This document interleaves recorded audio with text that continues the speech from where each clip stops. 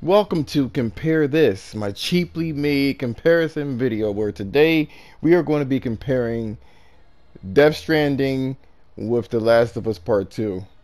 I figured they have some similarities because they don't have any kind of day and night cycles. Some of it is open a little bit in The Last of Us, and it's open all the time with Death Stranding. So we're going to see. We're going to see.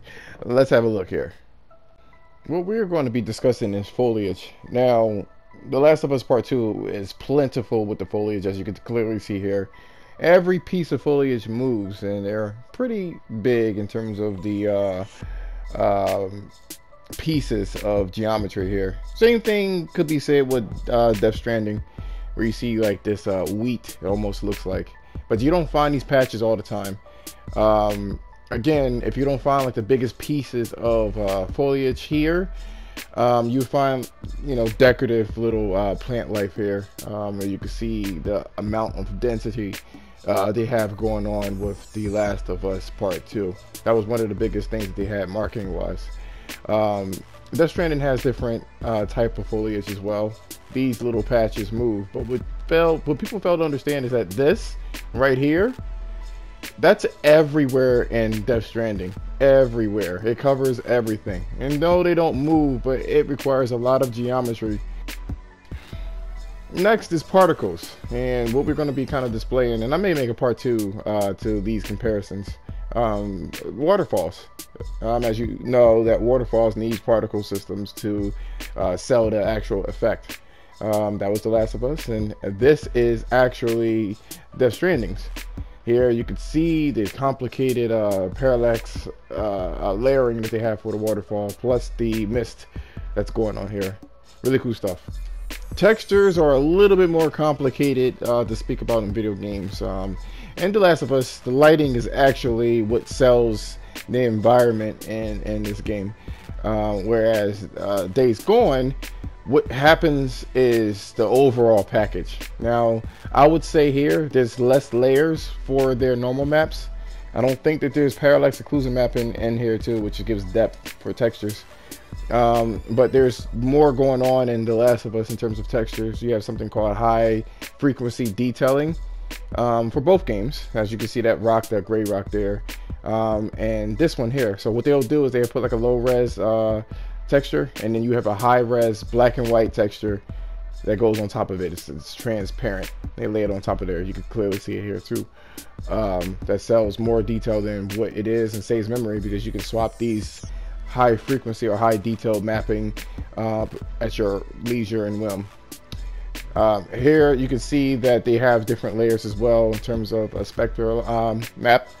You have the same thing here in Death Stranding, because you have real-time weather changes in here as well. Lighting is another subject that's, more complicated than just kind of, just saying things. In this particular case, I want to show off the God rays that's in the game. As you know, the Decima engine has it in spades. This engine has it as well. It's more heavy-handed in this game. That's not a bad thing. That's just an artistic choice. But you have it here. It's not used sparingly, I will say. It's only used for certain times. You can see it here. It's just a different type of art style. It's just different. It really is. You don't really get this too much unless there's certain specific times that you'll get this. Water is my favorite effect in the video game. I love seeing it. Now this right here, this black goop, although it's not water, it is fluid effects, and that's real time. Just to let you know, they have a programmable mesh. Really, it's 3D. It's not a shader, but they do have the shader variant of the water, as you can clearly see here. I do like the particles that kicks up when you are walking in Death Stranding as well. The Last of Us is no slouch either. They have very complicated shaders to exhibit ripples in this game, like super complex. As you can see, particles are really nice too. But since they don't have a mesh to actually create ripples, they do it all via shaders. Really nice shit. Gotta commend them for it. It looks nice. Models is probably going to be most controversial for sure. This is an in-game model of Ellie.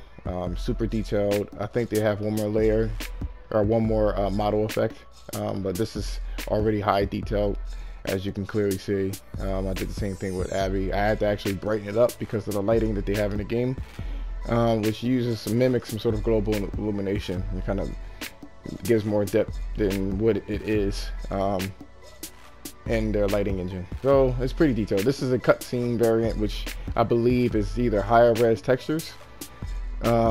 Death Stranding actually used the same model, the same exact model. It's not that many people to be rendered. The same model, same textures and stuff like that. Animations is definitely better handled in The Last of Us, but you can clearly see the models are no slouch in the Desma engine. Really, really cool shit. I mean, I would say it's a little bit more plasticky. Let's talk about draw distance. I may again have to make a part 2 to this video, but the draw distance in this game obviously is really, really good. I mean, you can see as far as the eye can see, basically. But it's the same thing with The Last of Us as well. You got the weed or whatever that is blowing in the background, but you have the whole city being rendered. Thanks for watching. I really appreciate it. I appreciate your support with this channel. I really do appreciate it.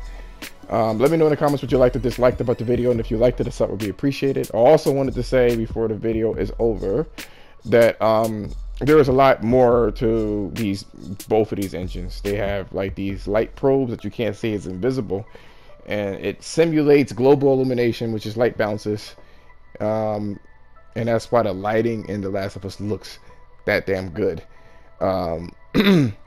The same thing is with the Desma engines as well. The implementation is slightly different, so I gotta look at it and see what's going on. But anyway, let me know if you want a part 2 to this video. It's going to be basically focusing on effects and lighting. But thank you.